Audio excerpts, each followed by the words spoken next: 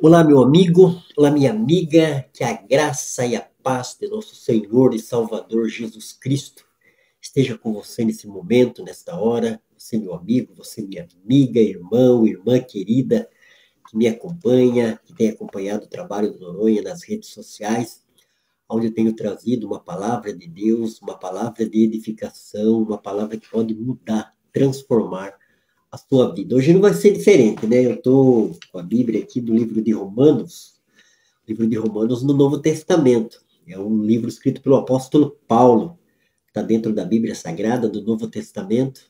E hoje eu vou estar extraindo uma palavra aqui, né? Deus me levou para esse texto e para um tema, assim, não vou dizer polêmico, mas é um tema que trata da realidade, né? Da realidade física do ser humano e da realidade de Deus. O nome do meu tema hoje, da minha mensagem, é: que tipo de pessoas pode ser considerada boa aos olhos de Deus? É uma pergunta, né? O ser humano, né? O ser humano que faz comparação, faz avaliação a todo momento, a todo instante. Então, é uma pergunta que veio aqui nessa mensagem e que hoje a gente vai estar discorrendo a respeito desse tema, né? Certa feita, né, Jesus encontrou com o jovem rico e ele falou assim: bom mestre. Aí Jesus vira para ele e fala assim: bom é somente Deus. Então nós vamos estar falando a respeito disso, né, desse tema hoje. Vamos estar abordando esse tema para que Deus venha nos consolar, nos exortar, nos direcionar, né, dar uma palavra de direcionamento para as nossas vidas, né? O texto que eu vou usar para embasar a minha mensagem, a minha colocação é Romanos capítulo 3, versículo 23. Eu recomendo você ler todo o capítulo de Romanos, se possível, o livro inteiro de Romanos, né? Mas leia o capítulo 3 inteiro. Mas hoje eu quero me ater somente aqui no versículo 23, que diz assim: porque todos pecaram e estão destituídos da glória de Deus. Então, que tipo de pessoa pode ser considerada boa aos olhos de Deus? Aos olhos de Deus, o texto do apóstolo Paulo está falando que diante de Deus nenhum ser humano, né? Embora a gente, nesse mundo caído, cheio de crise que a gente enfrenta, de tanta angústia, calamidade humana, a gente tenta fazer alguma coisa, mas se a gente faz algo bom, é por intermédio da ação de Deus, do Espírito de Deus em nossas vidas. É muito fácil ser bom aos nossos próprios olhos, ou aos olhos do próximo. Mas quando avaliamos as pessoas pelos critérios perfeitos de Deus, não há ninguém realmente bom. Todos nós estamos na condição de necessitados da graça de Deus. Esse texto escrito por Paulo é um retrato da humanidade, conforme avaliada pela santidade de Deus. Com humildade, precisamos reconhecer a verdade de que, diante de Deus, somos pecadores e não somos melhores do que ninguém. Quase agora eu vi no Instagram, um direct de um pastor, de um teólogo liberal, o rapaz perguntando, ele tinha uma relação homoafetiva e se ele perderia o direito de salvação. Direito de salvação, a Bíblia fala que ninguém tem, né? A salvação, os méritos da salvação é na pessoa de Jesus. Mas o texto aqui é bem claro, né? Não importa se a pessoa tem uma vida voltada para a ação homossexual, usuário de droga, seja lá o que for na sociedade. O texto aqui é claro. A gente está falando de raça humana, raça caída perante um Criador que criou o cosmos, que criou a vida. Eu estou falando embasado na cosmovisão cristã. Não estou falando de preconceito A, B ou C. Eu acho que nós, na categoria de pecadores, Paulo classificou todos aqui. Então não tem aquele, eu sou bonzinho, eu não faço mal para ninguém, eu não mato nenhuma barata, eu não atiro pedra no cachorro, né? Eu dou esmola, eu faço isso. Então não, Paulo deixou bem claro aqui, porque todos pecaram, estão destituídos, estão afastados. O ser humano precisa ser reordenado para a presença de Deus. Então nós vemos aqui que tipo de pessoa pode ser considerada boa aos olhos de Deus. Isaías fala que as nossas justiça perante a justiça de Deus é como trapo de imundícia. Essa palavra no original significa pano de menstruação de mulher. Então, as pessoas arrotam tanto couve, né? A gente vê no meio religioso mesmo, poderia citar pentecostal, neopentecostal, até o tradicional, os católicos, né? Fazem isso, fazem esmola, fazem tanta coisa. Então, para a gente alcançar o padrão divino de Deus, falta muita coisa ainda. Amiguinhos, amiguinhas, irmãos, irmãs. Então, nós temos que ter coerência e consistência com o tipo de vida. A Bíblia fala do cristão, da pessoa que entregou a vida a Cristo e agora andar em novidade de vida e ser uma nova criação, né? Esse texto está em 2 Coríntios 5,17, que fala que aquele que está em Cristo é uma nova criação, é uma nova criatura.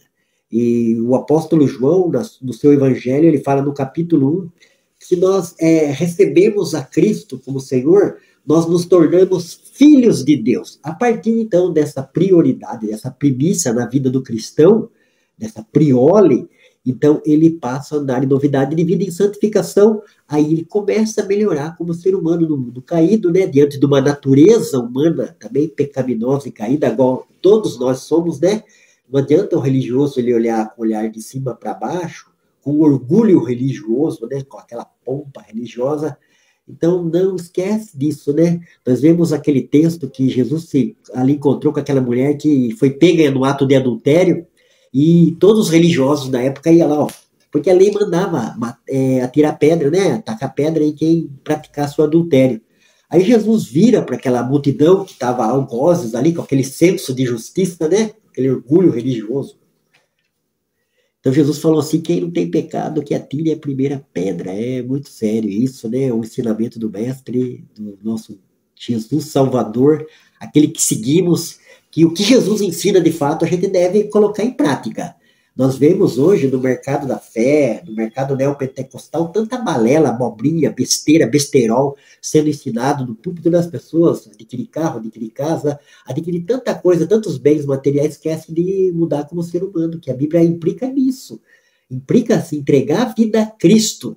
Assim como Cristo se esvaziou e se entregou, Jesus falou que aquele que não pega a cruz e não segue ele não é digno. Então, para você se tornar digno de alguma coisa no reino, no evangelho, você tem que se esvaziar, meu amigo. Você tem que se esvaziar, minha amiga. Então, diante de todas essas colocações que eu falei aqui, a gente começa a ter um pouco de coerência e consistência e ter uma qualidade de vida diante do que a palavra de Deus ensina, do que o evangelho nos proporciona, né? Então, que tipo de pessoa pode ser considerada boa aos olhos de Deus? Diante do padrão divino, nenhuma. Porque o texto que Paulo falou aqui, que todos pecaram e destituídos estão. Eu preciso entregar a minha vida a Cristo. Acreditar que Cristo é o único caminho de salvação, de redenção, de mudança de vida, porque aquele que está em Cristo é uma nova criatura. Paulo fala: não sou eu que vivo, mas é Cristo que vive em mim. Se Cristo de fato está no seu coração, está na sua mente, no seu intelecto, na sua prática do dia a dia, desde o momento a partir que você levanta ou vai dormir, você tem que andar em novidade de vida, você tem que ter uma mente renovada, você tem que praticar aquilo que Cristo ensinou. Claro que ninguém vai chegar perto do que Jesus é 100% santo, mas nós devemos ir melhorando. A santificação ela é um processo. A Bíblia fala que a vereda do justo é como a luz da aurora, que vai brilhando mais e mais até ser dia perfeito. Então, diante dos olhos de Deus, da justiça de Deus, a humanidade está caída, né? Lá em Isaías 59:2 fala que os nossos pecados e as nossas iniquidades faz separação entre nós e esse Deus santo, zeloso, misericordioso, né? Benigno, santíssimo. Deus é 3 vezes santo, é Kadosh, né? Que fala no hebraico. Deus é santo. Santo significa separado. Deus não se contamina com o pecado, né? Deus, ele é um ser perfeito. Perfeito em formosura, perfeito em ações, perfeito em amar. Então, Deus é o nosso exemplo maior. E nós devemos ser. A Bíblia fala: sede santos, porque eu também sou santo. Então, esse ser de santo é caminhar num caminho de santificação. É num caminho de separação e deixando de lado, né? Olhando para dentro de nós, fazendo um exame introspectivo, né? Diante daquilo que explode, que revolta, que vem raiva, que vem ira, que vem ódio, que vem rancor, que vem mágoa. Aí a gente pode pensar em se tornando cada dia mais uma nova criatura, uma nova criação como filho de Deus, sendo guiado pelo Espírito Santo, como diz em Romanos, no capítulo 8, que o Espírito Santo, ele guia os filhos de Deus. Todos aqueles que são dirigidos pelo Espírito Santo se tornam filho de Deus. É uma maneira de você detectar se de fato você é filho de Deus. Você não é filho de Deus porque você está indo na igreja, você faz campanha, você tem carteirinha de membro, você é pastor, pregador, cooperador, ancião. Você se torna filho de Deus através da direção do Espírito Santo em nossas vidas. Há uma entrega, como João fala no seu evangelho, no capítulo 1, né? Que Jesus veio para os seus, mas os seus não receberam. Mas a todos que receberam, deu o direito de se tornarem filhos de Deus. Se eu entrego a minha vida a Cristo e tenho a direção do Espírito Santo, né? A Bíblia fala que aqueles que são dirigidos pelo Espírito Santo de Deus são filhos de Deus. O apóstolo Paulo, em Efésios, no capítulo 4, versículo 30, fala assim, para a gente não entristecer o Espírito Santo de Deus, no qual a gente foi selado para o dia da redenção, para o dia da promessa. Então, como que eu entristeço o Espírito Santo? Sendo uma pessoa ruim, perversa, deixando, em vez de ser dirigido pelo Espírito Santo, eu sou dirigido pelas ações do mundo, pelo que o mundo dita, pelo que a minha natureza pecaminosa quer explodir dentro de mim e colocar para fora, né? Como que eu entristeço o Espírito Santo? Não ouvindo a voz de Deus, não colocando em prática aquilo que Jesus falou, né? Sendo praticantes do Evangelho, a Bíblia fala. Não somente ouvinte, enganando com falsos discursos. Eu tenho que colocar em prática. Se a Bíblia fala para mim perdoar, eu tenho que perdoar. Eu conheço pessoas que estão dentro do sistema religioso, que dirigem igreja, que são pessoas que não perdoam. Então, meu filho, você está dentro do sistema religioso, dentro do Evangelho, da palavra de Deus, daquilo que Jesus ensinou, você não está ainda. É um fato. Quem é você, irmão, para estar falando isso? É a Bíblia que fala. Eu sou cristão porque eu sigo a Cristo, porque eu entreguei a minha vida a Cristo, porque eu sou dirigido pelo Espírito Santo. É desta maneira. A visão de mundo cristã é isto. O Evangelho é isto. O Evangelho não é simplesmente eu estar frequentando uma igreja A, B, C ou D. Isso é muito fácil. Deixar de fazer certas coisas, começar a praticar certos ritos na minha vida. Eu sou cristão porque eu entreguei a minha vida mesmo. Eu tive um arrependimento, uma metanoia, uma mudança de mente. Eu não quero mais esse tipo de vida que eu estou levando. Essa vida desgraçada, essa vida de pecado, né? Essa vida que me tornou rebelde aos olhos de Deus, contrária à vontade de Deus. Não, eu quero estar próximo de Deus, quero buscar Deus, quero estar na presença de Deus. Certa feita, Pedro falou no Evangelho de João, no capítulo 6, falou, Senhor, para onde nós vamos se só tu tem palavras de vida eterna? Então aí fica uma pergunta, você está buscando as palavras que Cristo ensinou de vida eterna, ou você está buscando as coisas desse mundo, os prazeres desse mundo, que esse mundo proporciona? Eu não sou um antimaterialismo, né? Eu consumo os bens materiais também, só que eu acho que isso daí é uma parte secundária na minha vida. Em primeiro lugar, é vontade de Deus, aquilo que Cristo ensina, que os apóstolos ensinaram, que o apóstolo Paulo está ensinando aqui. Que tipo de pessoa pode ser considerada boa aos olhos de Deus? Diante de Deus, nós não somos bons. Nós nos tornamos filhos de Deus, uma nova criação em Cristo Jesus. Se de fato Jesus está habitando no meu coração, na minha vida, no meu intelecto, na minha vontade, eu vou procurar ser um bom pai, vou procurar ser um bom esposo, um bom funcionário na minha empresa, um bom cidadão na sociedade, aonde estiver, na minha vizinhança, em qualquer lugar.